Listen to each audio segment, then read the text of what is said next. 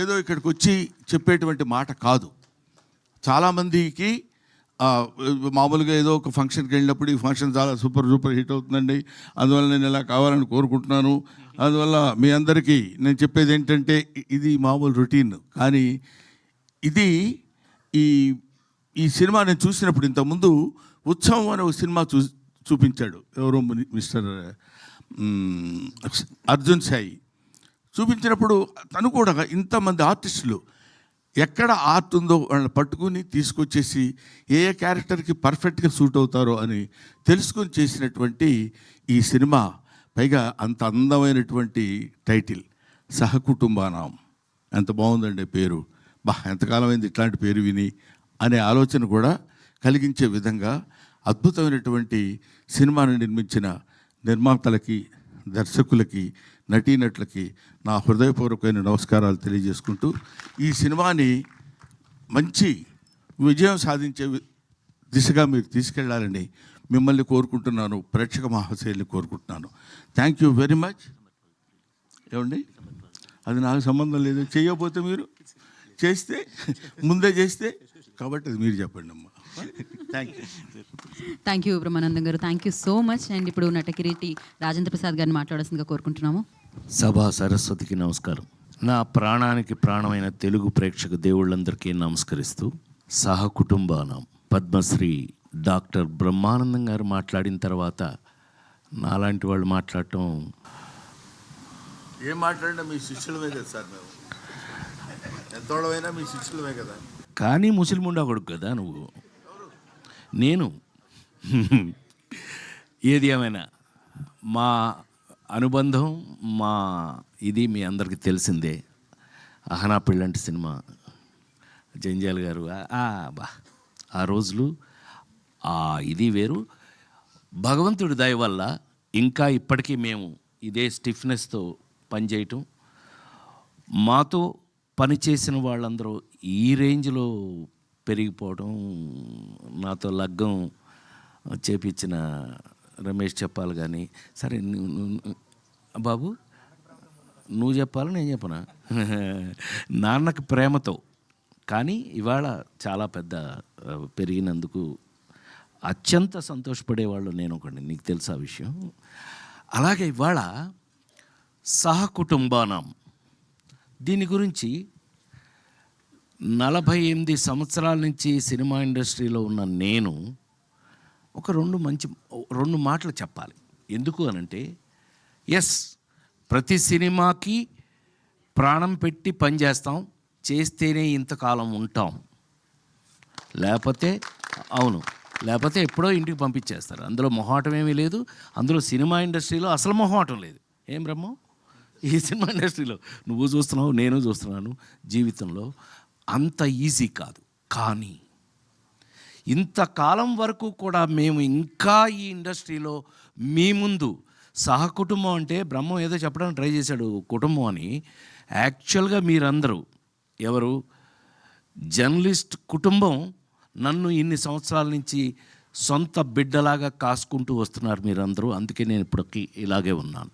So ఎందుకు అనంటే, ఏ నటుడైనా సరే, నేను నమ్మేది చెప్తున్నాను, ఏ యాక్టర్ అయినా సరే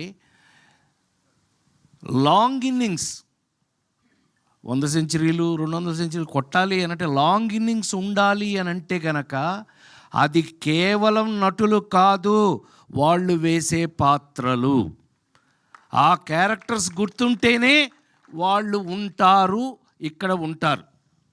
నాకు తెలిసి మరి ఇప్పుడే బ్రహ్మం గురించి మాట్లాడుతూ అహనా పెళ్ళంట దగ్గర నుంచి ఇవాళ మొన్నే మీరు చూసిన మాస్ జాతర వరకు కూడా పనిచేస్తూనే ఉన్నాను. నాకంటూ ఒక పాత్రలు రాస్తూ ఉన్నారు.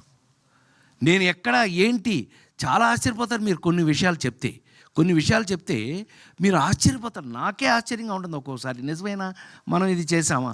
లేడీస్ టైలర్ల దగ్గర నుంచి కొన్ని సినిమాలు చేశాక, నేను కృష్ణా జిల్లా వాడిని, మీకు తెలుసు కదా. ఇంటికి వెళ్తే అమ్మ చిన్నప్పుడే చనిపోయింది కదా, మా అక్కాయిలు పెంచారు నన్ను. రేయ్ రాజా భోజనానికి రెడీ దా అంటే అన్నాను. ఏంట్రా సచ్చినాడా అంది మా అక్కాయి. ఏంట్రా అంటే అది గోదావరిలు. వంశీ నాకు నేర్పి ఆయిల్ అంటే ఆ ప్రాంతం వాడిని అయిపోయాను. మొన్నే మా రమేష్ చెప్పాల పుణ్యమా అని చెప్పి లగ్గం అని ఒక సినిమా చేశాను, దాంతో తెలంగాణ వాడిని అయిపోయాను. మీకు విషయం తెలుసో లేదో, ఇవాళ నేను ఎంత తెలంగాణ వాడిని అయ్యాను అని అంటే కనుక కాంతారావు గారి పేరు మీద అవార్డు పెడితే ఆ అవార్డుకి నన్ను సెలెక్ట్ చేశారు. అంటే thank you very much, thank you దానికోసం చెప్తున్నాను. కమింగ్ టు సహకుటుంబాన, ఇంతకాలంగా పనిచేస్తున్న నేను సినిమా ఇండస్ట్రీలో ఎప్పుడు కొత్త కథ కొత్త పాత్ర వచ్చినా అది షాకింగ్గానే ఉంటుంది నాకు. ఏం రమ్మ, ఇప్పుడు నాకు అహనపడేటప్పుడు నీకు అరగుండు కొట్టించింది నేను, నాకు గుర్తుండి. అంటే జంజాల గారు నాకు అప్పచెప్పి నేను ఐ ఫీల్ ఆల్వేస్ ప్రౌడ్ అండి. తెలుగులో నాతో పనిచేసిన కమెడియన్స్ అందరూ కూడా they are all well educated అండి. ఈజ్ ఎ లెక్చరర్, మామూలుగా కాదండి. అహనా పెళ్ళంటే యాక్ట్ చేయడానికి వచ్చినప్పుడు ఈజ్ ఎ లెక్చరర్ అండి, మామూలుగా కాదండి. కాలేజీలో ఈజ్ ఎ లెవెల్. అదే చెప్తూ ఉంటే ఈ పాత్ర అది కాదులే అని చెప్పి బట్టలు దించి కాకి లాగు వేయించాం, అది వేరే విషయం. కానీ ఆ పాత్ర అప్పటికి ఇప్పటికీ ఎప్పటికీ గుర్తుంటుంది. సో పాత్రలు, కథలు అలా తీసుకుంటే గనక సహకుటుంబానాం కథ 48 సంవత్సరాల్లో నేను ఇంతవరకు ఎప్పుడు వినలేదు, చేయలేదు. అంత మాత్రం నువ్వు వెంటనే కాలర్ ఎగరే అదేం అక్కర్లా. ఒక అద్భుతమైన కథ సింగిల్ లైన్లో చెప్పేస్తా. బోరు కొడుతున్నాను బ్రహ్మ, ఇంకొక 2 నిమిషాలు అంతే. సహకుటుంబానాం కథ. ఈ కథలో హీరో అనాథ.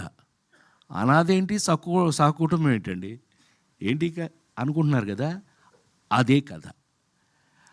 నేను ఫస్ట్ వినగానే నేను షేక్ హ్యాండ్ ఇచ్చి నేను చేయడం సంగతి దేవుడే ఎరుగురా బాబు, మంచి కథ, ఇంతకాలానికి ఒక మంచి కథ విన్నాను అని మనస్ఫూర్తిగా చెప్పాను ఇంట్లో. మనస్ఫూర్తిగా ఏం శర్మ, అవునా ఇంట్లో గుర్తుందిగా నీకు, వాడు మా శిష్యుడు. వీళ్ళిద్దరూ ఆ కథ చెప్పినప్పుడు ఒక అనాథకి సహకుటుంబం అయిపోయింది. మీరు చూడండి, నేను గుండెమే చేసి చెప్తున్నాను నేను ఇవాళ మీ ముందు. ఈ సినిమాని కొంచెం ఈ మధ్య భయం ఎక్కువ వేస్తుంది. ఏంటంటే బ్రహ్మం, అంటే పెద్ద డైరెక్టర్లు ఉన్నారు కాబట్టి చెప్పచ్చు, సినిమా ఇంటికి వచ్చేసింది, థియేటర్ నుంచి ఇంటికి వచ్చేసింది సినిమా. సో ఎవరికాళ్ళే ఇంకో 4 రోజులు ఇంట్లో వేస్తారుగా అనే స్థితిలో సినిమా వచ్చేసిన పరిస్థితుల్లో ప్రపంచంలోనే మనకొక్కచాటు కాదండి, మనకొక్కటి ఏదైంది, నేను ఓటీటీలో సినిమా ఫస్ట్ సేనాపతి చేసింది నేనే. చిరంజీవి కూతురే ప్రొడ్యూసరు, సుష్మిత ప్రొడ్యూసరు, తీసింది 50 నాన్ స్టాప్ డేస్ చూశారు. అది చెప్తున్నా. ఓకే, అడాప్టింగ్, మార్పులకి తగినట్టుగా ఉండబట్టే మేము ఇంతకాలం ఉన్నాం. మార్పులకి తగినట్టుగా అడ్జస్ట్ అవుతున్నాం కాబట్టే ఇండస్ట్రీలో ఇంకా కూడా భోజనం దొరుకుతుంది. అంటే ప్రామిస్గా ప్లీజ్ నన్ను నమ్మండి మీరు. నేను అలాగే నమ్మి ఇవాళకి కూడా షూటింగ్ దగ్గర నేను ఎలా పనిచేస్తానో అందరికీ తెలుసు. No complaints. అలాంటి పరిస్థితి లేదు అసలు. అలా ఉండకపోతే అసలు ప్రొఫెషన్లో ఉండను నేను. నాకు విశ్వవిఖ్యాత నట సార్వభౌమ నందమూరి తారక రామారావు గారి ఇంట్లో పుట్టి, ఆయనతో పెరిగి, ఆయన కనుసన్నల్లో తయారైన నేను మీ అందరికీ ఎప్పుడూ చెప్తుంటాను, నేను ప్రతి మనిషికి తల్లి, తండ్రి, గురువు, దైవం ఉంటారు. నన్ను కన్న తల్లి తండ్రిని వదిలేస్తే నా గురువు, దైవం 2 నందమూరి తారక రామారావు గారు. నన్ను తయారు చేశారు ఆయన, అలా తయారు చేశారు. ఇండస్ట్రీలో అలా ఉన్నాను, ఇప్పటికీ అలాగే ఉపయోగపడుతున్నానేమో అనే డౌట్ అప్పుడప్పుడు వస్తూ ఉంటుంది నాకు. నిజమేనా, మనం పనిచేసిన పని ఆయన దగ్గర నుంచి నేర్చుకుని, ఆయన ఎమ్మట పక్క నుండి నేర్చుకుని ఇవాళకి మనం పనికొస్తున్నామా అంటే, సహకుటుంబానాం లాంటి సినిమాల్లో నాకు ఇచ్చిన పాత్ర, నేను అదే చెప్పానే, ఒక అనాథ, వాడికి కుటుంబం అంటే తల్లి, తండ్రి, అన్న, తమ్ముడు అన్నీ కలిపితేనే కదా కుటుంబం. ఈ సినిమాలో నేను తండ్రిని, ఎలా తండ్రినయ్యాను ఏంటి, అది కామెడీయా సీరియసా? ఆ 4 సినిమాలు చూసిన మీ అందరూ మన రాజేంద్ర ప్రసాద్ గారు ఏదైనా చేస్తాడే అలా కాదు, మా బ్రహ్మం చెప్పినట్టు అలా కాదు. కానీ ఛాలెంజ్లు ఉన్నాయి ఇందులో. ఇప్పుడు బ్రహ్మం వచ్చాడు అని అంటే ఒక బ్రాండ్, బ్రహ్మం వచ్చాడు అనగానే బాట్ మేడం థియేటరు, అది ఎలా ఉపయోగించుకుంటారు వాళ్ళు అనేది వాళ్ళ మీద ఆధారపడి ఉంటుంది, ఎవరు ఆ డిపార్ట్మెంట్ మీద ఆధారపడి ఉంటుంది అతను ఎలా ఉపయోగించు. అలాగా ఈ రోజున నాకు ఒక రెస్పాన్సిబిలిటీ యాక్టర్కి ఉంటే గనక ఈ సినిమాలో నేను చేసిన క్యారెక్టరు నాకు ఒక పెద్ద పరీక్ష అయ్యింది అని మీ అందరి ముందు సవినయంగా మనవి చేస్తూ, ఇది ఒక పెద్ద పరీక్ష ఈ సినిమాలో. ఎంత ఎంత నాకు పరీక్ష పెట్టింది ఈ క్యారెక్టరు అని అంటే కనుక, వీడు ఫాదర్ కాదు, తల్లి కాదు, సరే మొత్తం కథ చెప్పకూడదు కాబట్టి ఎనీవే, అనాథ అనగానే వీళ్ళందరూ ఫ్యామిలీ ఉందనగానే ఎంతో కొంత మేము కూడా ఆలోచిస్తామండి, మీరే కాదు. కానీ అది ఎంత ఇంట్రెస్టింగ్గా ఉంది అని అంటే కనుక, ఒక మనిషికి కుటుంబం యొక్క అవసరం ఎంత ఉంటుంది,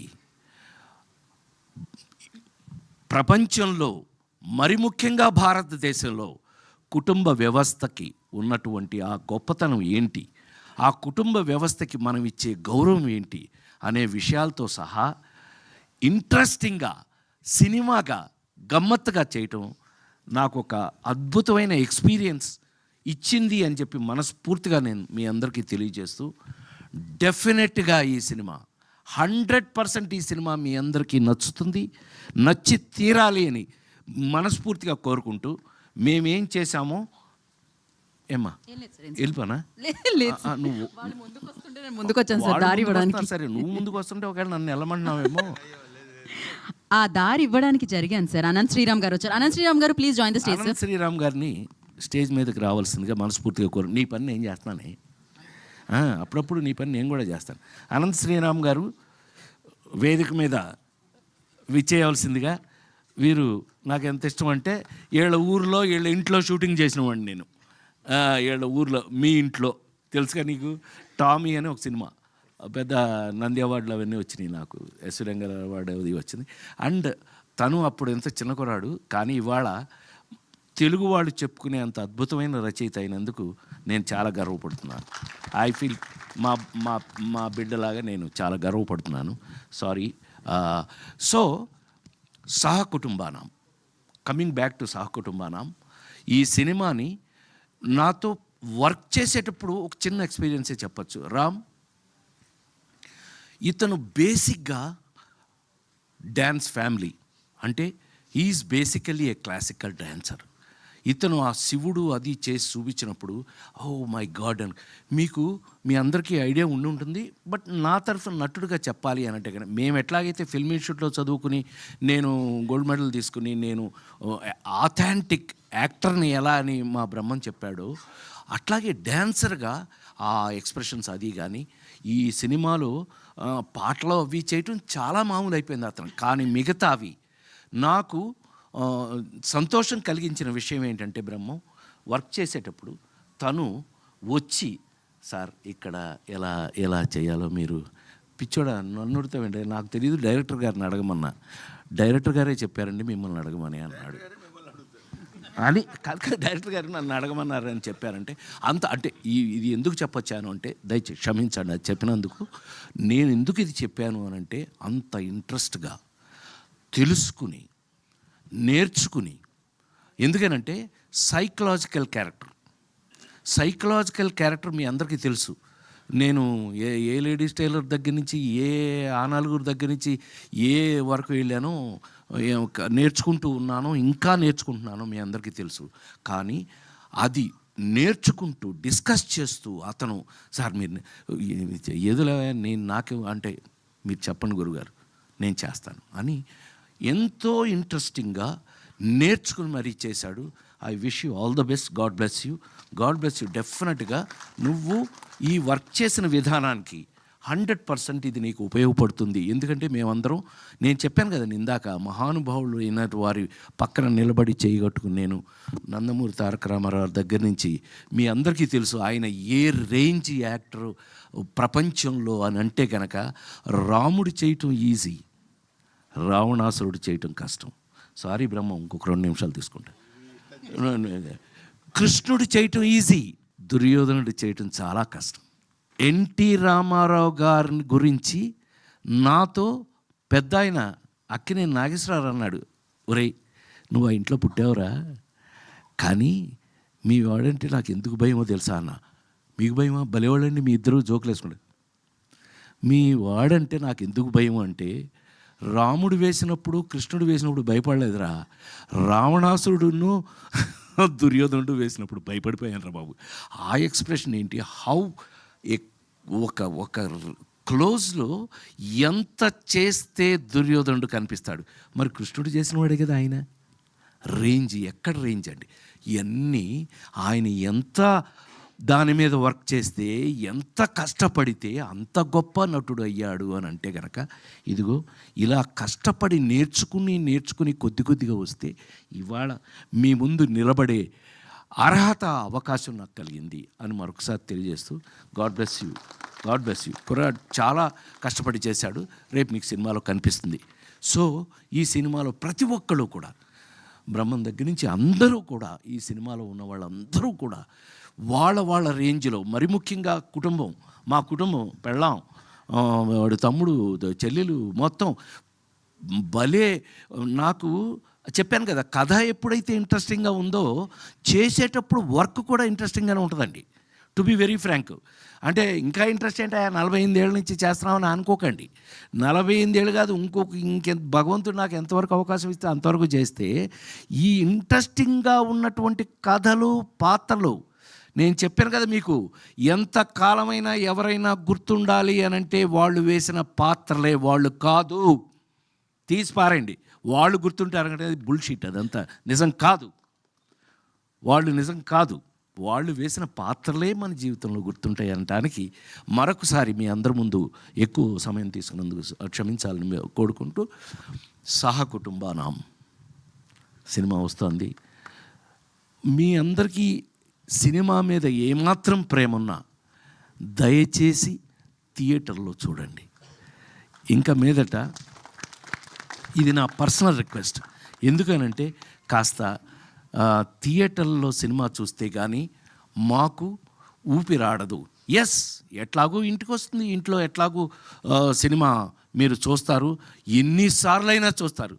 అమెరికా వరకు ఇవాళ నా సినిమాలు, ఇళ్లలో చూసే సినిమాలు, నా సినిమాలు కూడా ఉన్నాయి కదా. ఉండడానికి కారణం అవే, లేటెస్ట్ టెక్నికే. కానీ వచ్చిన సినిమాని వచ్చినట్టుగా మీరు కూడా గౌరవించి చూడాలని మరొకసారి మనవి చేస్తూ, నా తరఫున, మా మొత్తం టెక్నీషియన్స్ వీళ్ళందరి తరఫున, దర్శకుడు గురించి వాళ్ళ గురించి చక్కగా మా బ్రహ్మం చెప్పాడు బ్రహ్మాండంగా. నిజంగా అతను కానీ, మా వాడు కానీ, వీళ్ళు మా కెమెరా వాళ్ళు కానీ, మరి ముఖ్యంగా ఈ సినిమాని నేను first appreciation goes to the producer అండి. ఎందుకనంటే ఎస్, ప్లీజ్, ఏం బ్రహ్మం, ఇలాంటి వాళ్ళు తీస్తేనే సినిమాలు ఆ నలుగురు కానీ, లేకపోతే లేదు ఇంకో మహా అద్భుతమైన సినిమాలు ఎందుకు వస్తాయి అని అంటే, ఇలాంటి నిర్మాతలు ఉన్నప్పుడే, ఇలాంటి నిర్మాతలు వాళ్ళు సెలెక్ట్ చేసుకుని ఇలాంటి కథలు తీసినప్పుడే అని మరొక్కసారి ఆల్ ద బెస్ట్ తెలియజేస్తూ, God bless you, all the best. అట్లాగే దర్శకుడికి ఆల్ ద బెస్ట్. ఎందుకంటే ఈ విధంగా వెళితేనే ముందుకి నెక్స్ట్ తరానికి ఉపయోగపడే 4 మంచి సినిమాలు మిగులుతాయని నమ్మిన వాళ్ళల్లో, పనిచేస్తున్న వాళ్ళల్లో ఒకడుగా మీ ముందు మీ రాజేంద్ర ప్రసాద్గా. ఇంట్లో ఏం రమ్మో నా గురించి సీనారాయణ రెడ్డి గారు అనేవారు. ఇప్పుడు ప్రసాద్ నీ సంగతి ఏంటో తెలుసా అంటే, తెలుసు గురూజీ అనేవాడిని సీనారాయణ రెడ్డి గారిని. ఏమి లేదయా నీ పరిస్థితి ఏంటో తెలుసా. ఏంటి గురువుగారు, ఇంట్లో కంచం ఉంటుంది, మంచం ఉంటుంది, రాజేంద్ర ప్రసాద్ సినిమా ఉంటుంది, సరిపో అనేవాడు. అట్లా మీ అందరి ఇళ్లల్లో ఉన్న నేను, నాతో మా బ్రహ్మం, మా బ్యాచ్, మొన్నే మా మామ కోట మామ వెళ్ళాడు పైకి, అయినా పర్లేదు, ఇదంతా మా బ్యాచే. సో మేమందరం మీ ముందు ఎప్పటికీ మీ సేవకులకుమే అని మరొకసారి మీ అందరికీ తెలియజేస్తూ, సహకుటుంబానాం థియేటర్లో తప్పకుండా చూడండి, మీ ఆశీర్వచనాన్ని ఇవ్వండి. నమస్కారం.